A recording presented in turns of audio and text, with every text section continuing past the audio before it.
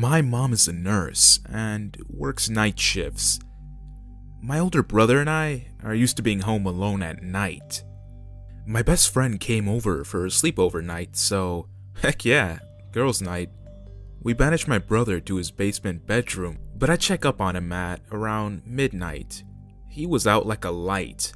I lock up, shut the house down, and text my mom that the house is all done and that we'll see her in the morning. My friend and I hang out in my upstairs bedroom and decide to turn on my computer and watch the popular web series, The Most Popular Girls. For those of you who don't know it, check it out, it's pretty hilarious. Anyway, we hear someone trying to stifle laughter outside the door as we were watching this. My friend Beth pauses the video and we hear someone trying not to laugh. I threw a stuffed animal at the door and yell, "Fuck off, Dawson, go back to bed." And then footsteps go down the stairs to the ground floor. Not the basement, the ground floor. I grab my phone and text him to stop lurking in the hallway, but see a few missed texts from him. They are as following. 12:20. Hey, Mom said to stay in the house at night, dumbass. 12:23. Can you stop banging around upstairs? Some of us actually have to sleep. 12:25. Thanks. There's a Sprite in the mini fridge, by the way. I immediately get kinda spooked because we never left the house and we were upstairs in my room by 12:15. I called my brother's cell phone and waited for him to pick up. He did, sounding groggy. "This better be important," he said. I frantically explained what had happened, still wanting this to be an elaborate joke he was trying to pull. He was quiet for a moment, and then finally spoke, and I will never forget what he said. "Open your window, get onto the roof, take your phones, and go across to Dr. Tom's house. Call the police on your way, and after that, call Mom. And remember, I love you, and I love Mom and Dad a lot, okay? Go now." He hung up, and I'm crying as I push Beth out onto the roof. She, having heard the conversation, is already dialing 911 as she climbs down. I linger inside for a minute and start hearing crashes like breaking glass and furniture. She yells for me to come on, so I escape out the window and we bash on Dr. Tom, who is my mom's co-worker's door. He's awake, being a night shifter on his day off, and lets us in. He knows my brother is in serious trouble, so he wakes up his wife and tells us to stay with her, grabs the gun from his bedside table, and heroically runs out wearing pajama bottoms and no shirt. After what feels like forever, there's sirens and yelling. Tom's 7-year-old daughter peeks out the window and tells me that there are cops taking a man from our house, and there's also an ambulance outside on the street. I start bawling again, thinking for sure that my brother was killed. Later, my brother and Tom filled in the gaps for me. Dawson knew, since he was in the basement and underground, that if he tried to escape the house, he'd run into the intruder on the ground floor, being very concept, with not many walls to hide behind. He, being my brave big brother, grabs the aluminum baseball bat from under his bed and makes sure that Beth and I can escape before going to face whoever's in our house. Turns out that this dude was armed with a knife, but my brother managed to bat it out of his hands. This intruder was crazy though, and tried to attack Dawson instead of trying to escape. There was a struggle, and they ended up knocking a lot of things over before Tom ran in and grabbed this dude from behind, holding a gun to his head. They restrained him until the cops showed up. They brought an ambulance with them because Beth had told them that my brother was in there and could have gotten hurt. Turns out that they did need the ambulance though. Dawson had broke the intruder's hand, 2 ribs, and he suffered a severe gash on his leg landing on a chunk of pottery that my mom insisted on keeping, and possibly had head trauma. The man's in jail now for breaking and entering, and a few other unrelated charges that we weren't told about. We're gonna be notified when he's released. I'm so proud of my big brother for being so brave. He wasn't injured, just a few bruises and scrapes, and was treated at the scene. He looked for how the guy got in, and apparently one of the windows in the laundry room attached to the ground floor could be opened, which we were not aware of. It takes a lot of propping to slide it in to the side and fit through, and that's how he got into our house. He didn't have any of our valuables with him, even though we did have a lot of nice things that he would have for sure seen. He didn't even have a bag, and nothing was out of place besides a few of my mom's things, which really creeps me out. I'm not suffering any nightmares or PTSD over it, and neither is my brother, but Beth, sadly, is having a few issues with it. She's in counseling though, and she'll be okay.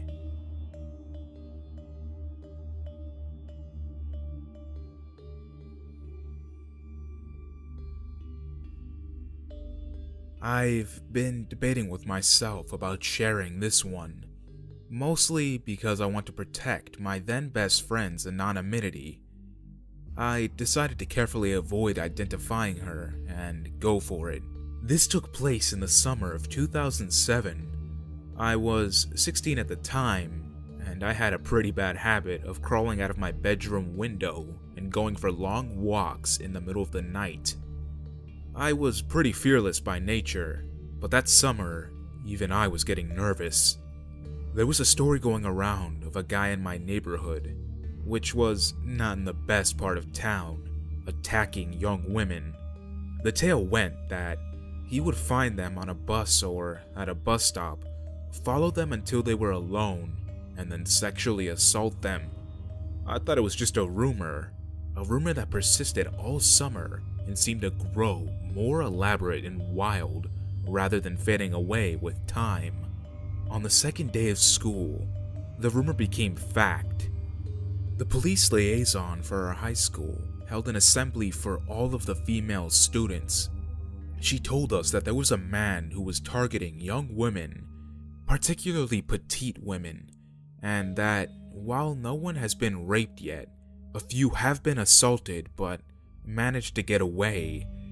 She told us to be safe and to never walk alone, especially at night. I didn't listen. Like an irresponsible teenager, I continued with my late night adventures like I was invincible.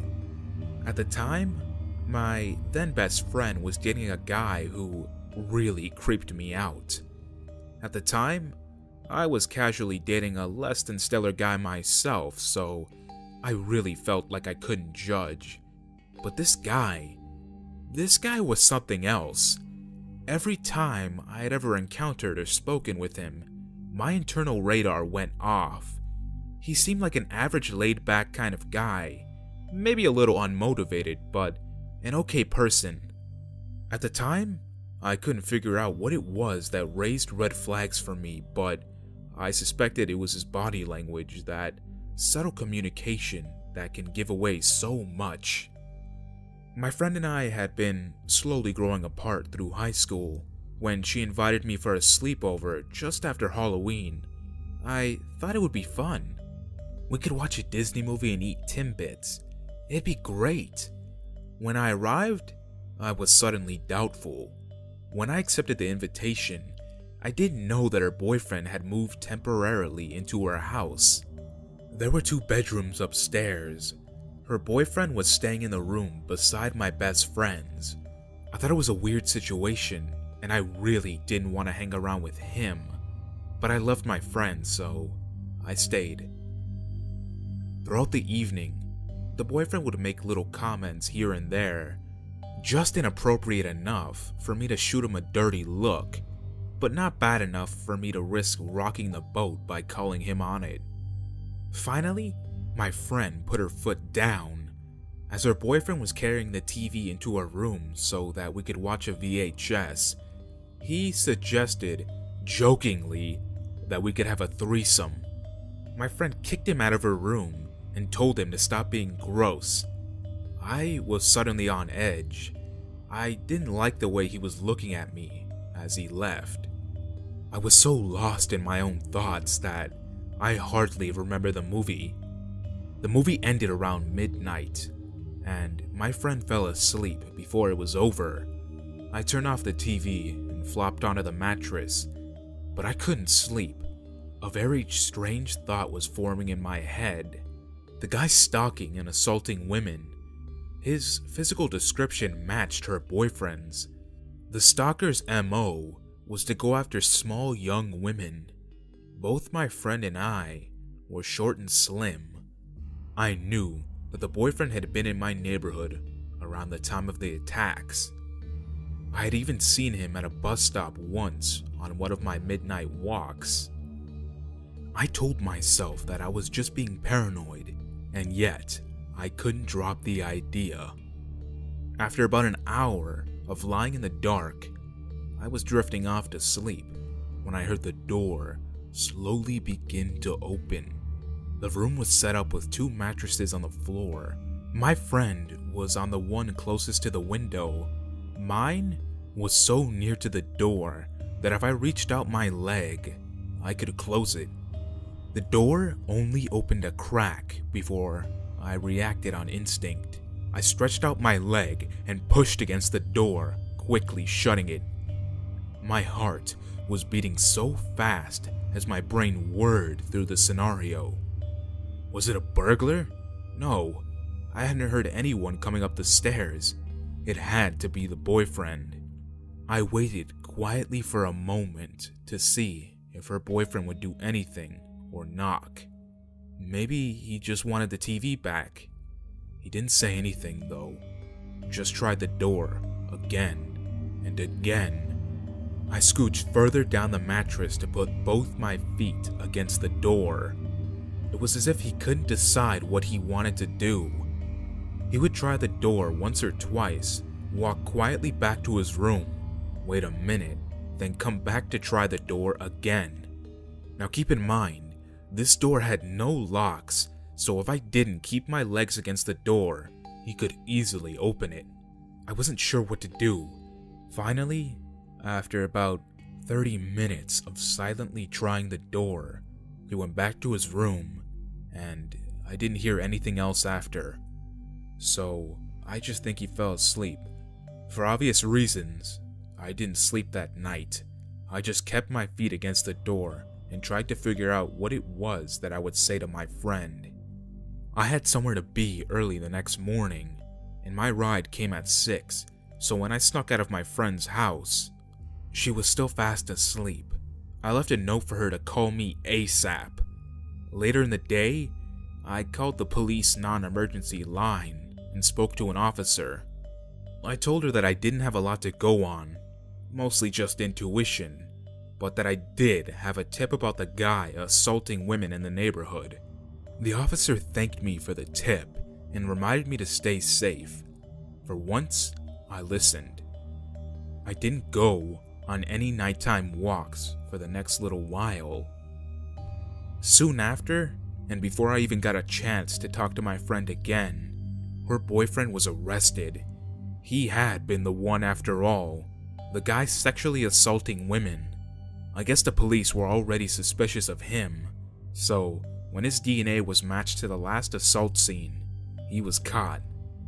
It was a terrible thing to go through, but my friend was really brave, and she even worked with the police to get justice for the victims. The boyfriend pleaded guilty to 6 counts of sexual assault and 3 counts of sexual assault causing bodily harm in May of 2009. He was sentenced to 5 years in prison and to be listed on the sex offender registry for 20 years. Moral of the story is listen to your intuition.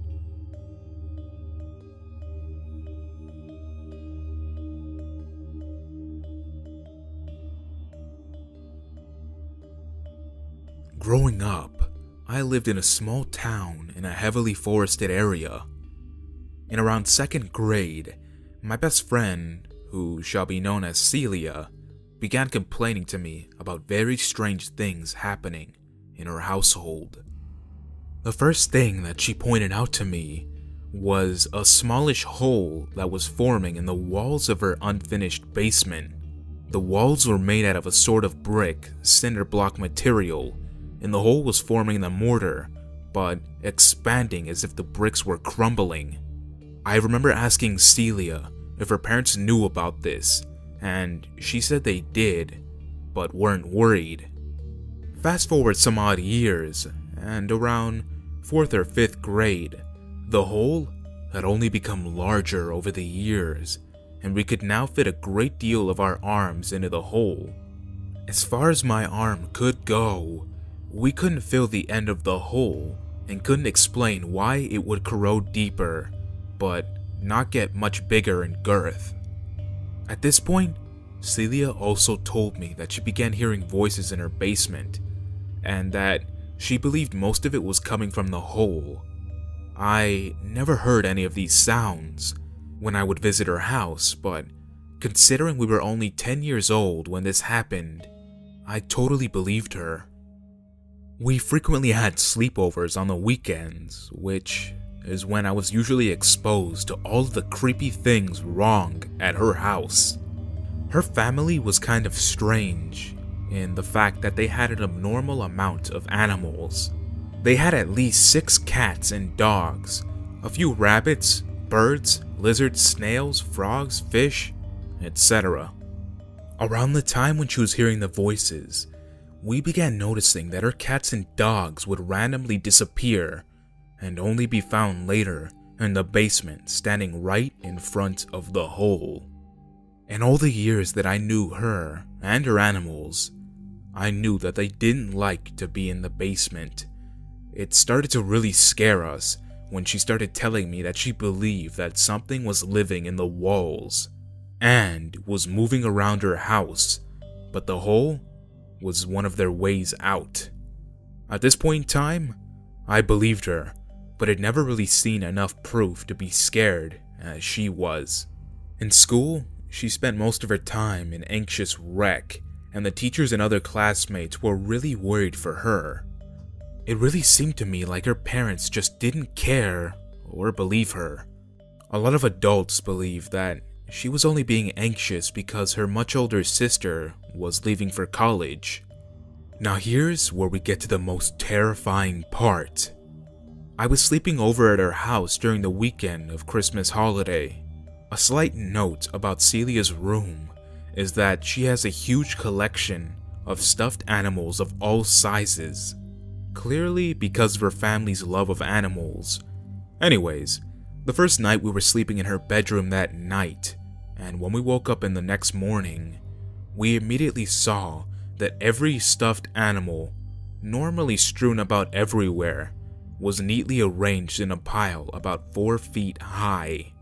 Every single one of them were facing us and staring right at us. I still don't believe now, and didn't at the time either, that someone or Celia could have moved all those toys. I have always been an extremely light sleeper, and some of the animals were on top of a very large wardrobe.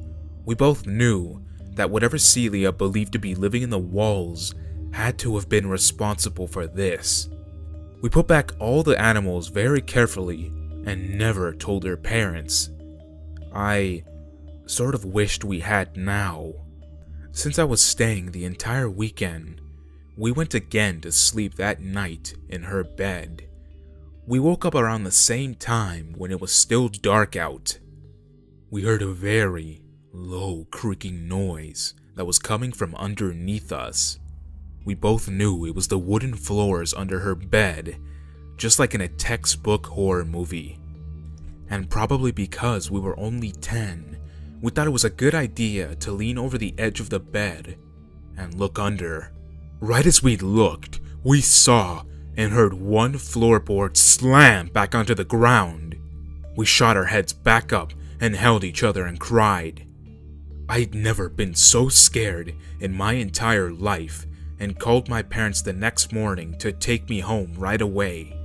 I refused to ever go back to Celia's house in fear, and she only got worse at school and home. I don't remember if I ever continued to ask her about the things in her house. Maybe I didn't because I was too scared, and we were just so young. For unrelated circumstances, my family moved far away from that town that summer. I have only seen her twice after that, and that was a decade ago. I have never heard from her since, but have always wondered whatever happened, as I know her family still lives in that house today. Many have suggested that this may be paranormal. I tried to be very detailed, but left out most of my personal thoughts on the matter, because the scariest part is not knowing. I want the listeners to create their scariest solution. My theory is that there was a man or group of humans living in the walls of her house. The hole was their way of seeing and hearing what was going on in the basement. As in, if no one was in the basement, they could come out. The stuffed animal thing must have been someone who was disturbed and wanted to mess with her and me. The next night, I think the floorboard trick may have been their way of listening to us if we were sleeping. Since I only saw one board move, there is no way that was how they got into the room. They probably had several surveillance points, so they knew when to move around the house. So I don't think that this was paranormal. I think it was a real encounter with humans.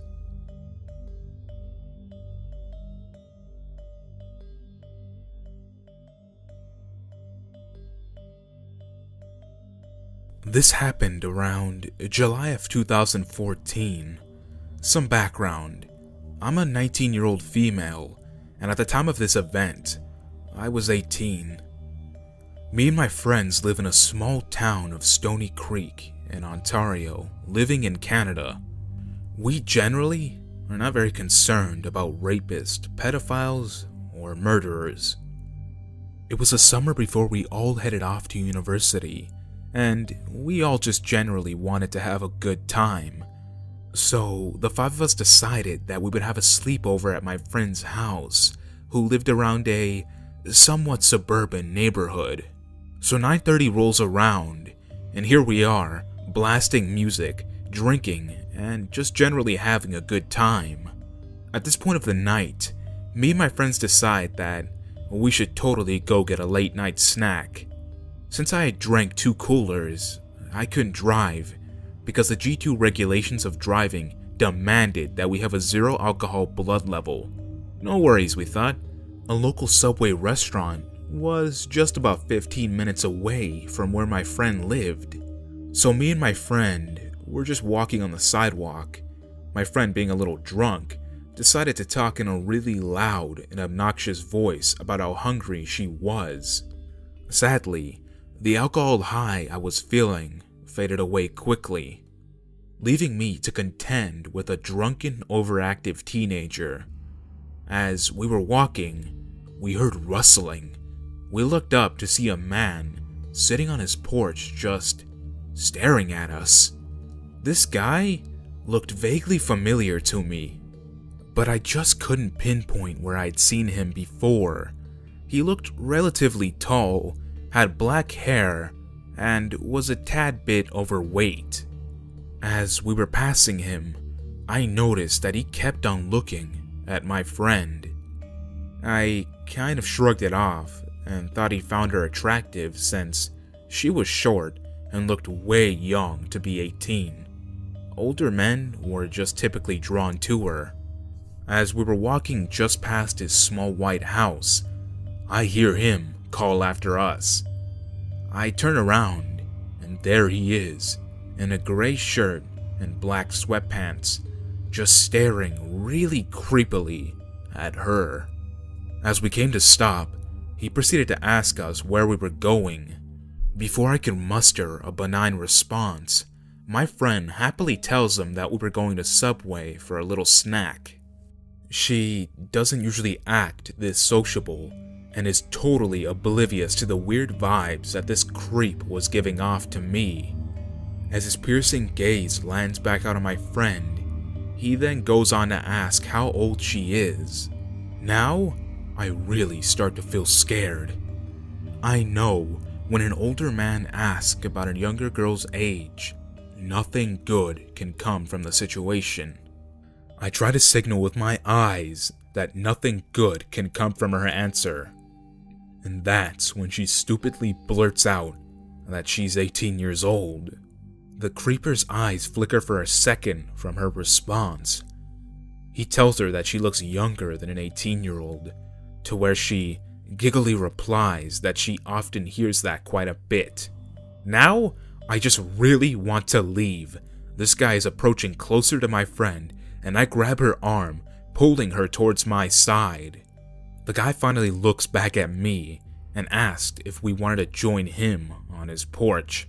I quickly muster a no as I try to push her down the sidewalk, but before I can turn around, he looks back to my friend and says in a deep, raspy voice that he will see her again before the night was over. I look down at her, and the terror is quickly drawn on her face.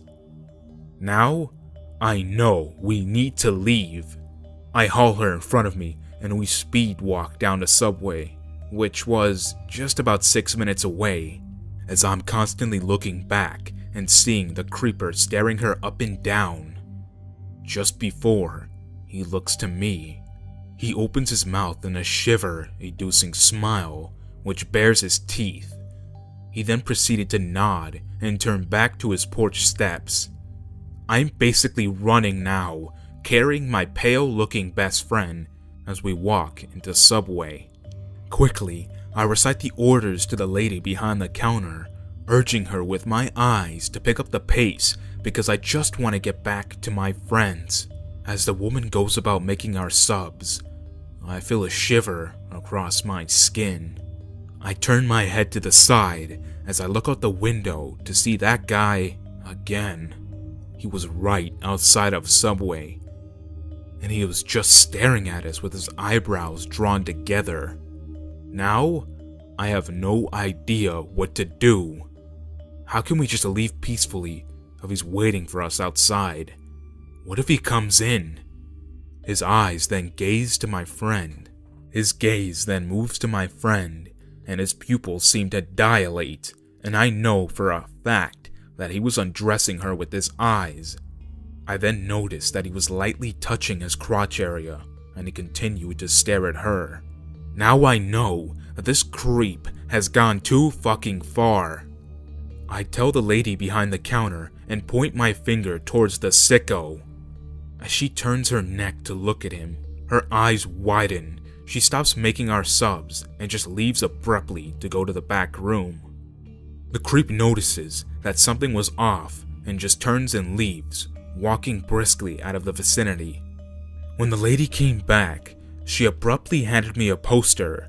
The name on the poster said that the man we had just met was named Keith, and that he was a convicted rapist in Hamilton. He sexually assaulted a young boy in a park and raped a blind woman. He even raped and beat a young woman in her parents' basement. The poster listed the details of his parole. He wasn't allowed to be alone with children under the age of 16, and he could not go to any community parks or pools. His curfew was 11 p.m. When we looked at the time, it was only 10:08. This guy was listed as likely to be able to reoffend again. The thing that really creeped me out was his unnatural obsession with young boys and girls. That was why he was so fixated on my friend. We didn't know whether to notify his parole officer since he technically didn't breach any of the conditions of his parole. We also didn't want to get in trouble with our parents for underage drinking and walking around at midnight. So we decided to just keep it to ourselves. Shortly after, I called my friend to come pick us up because there was no way I was walking past his house again. This creep was the epitome of evil. He told a reporter that he calls his condition the devil's curse. His conditions were that he had to meet a therapist once a week to keep his sexual urges at bay. Thankfully, he was arrested a few days later for a breach in curfew.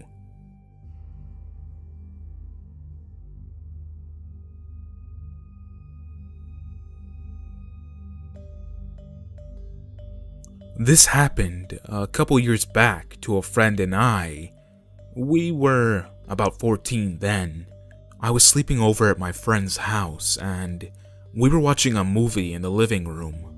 We lived in a nice area where there was almost no crime, and she lived in a small neighborhood almost no one passed through. We always kept the door locked, just in case though. About midway through the movie, we heard a car pull up near the house. We didn't think much of it because her father was at work and we just thought he was coming home. We were wrong. Someone started knocking on the door. Her father had a key, so it couldn't have been him. I told my friend Cameron that I was gonna look through the peephole. I looked out and saw a man in about his mid-40s standing by the door. He looked dirty and was scratching at his head, arms, and chest. He was dirty looking and scratching his head, arms, and chest. I thought that he must have been on some type of drugs because he had wild eyes. I walked back to the couch where Cameron was and I sat with her. I thought that the guy had left because there was no sounds coming from outside. Just after I thought everything was fine, the door handle started to shake. The man was trying to get inside the house. Me and my friend's eyes widened in fear. I told her to turn off the TV and go behind the couch, just in case there was anywhere he could see through. "I want in," was the line that got my heart racing extremely fast. At this point, he was banging on the door. "I want in." Clearly, this man would not give up on trying to get into the house. Cameron was pretty much on the verge of tears, and I couldn't breathe. Luckily, Cameron's father had come home, and the car coming in scared the guy off. We ran to her dad and told him what had happened. He called the cops, even though there wasn't much they could do.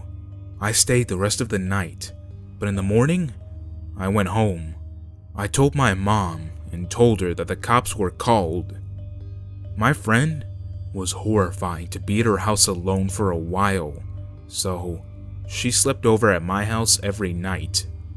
We never saw that man around anymore, which I'm very thankful for. That had to be one of the most horrifying moments I've ever experienced.